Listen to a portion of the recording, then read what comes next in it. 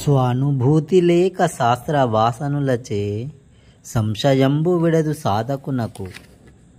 చిత్రదీపమున చీకటి పోనట్లు విశ్వదాభిరామ వినురవేమా. ధ్యాన వివరణ. ధ్యాన సాధనతో, స్వాధ్యాయంతో, సజ్జన సాంగత్యంతో, స్వీయ అనుభవంతో స్వానుభూతి లేనప్పుడు నువ్వు ఎన్ని శాస్త్రాలు వల్లవేసినా, ఎంత పాండిత్యం ఉన్నా ఏమీ ప్రయోజనం ఉండదు.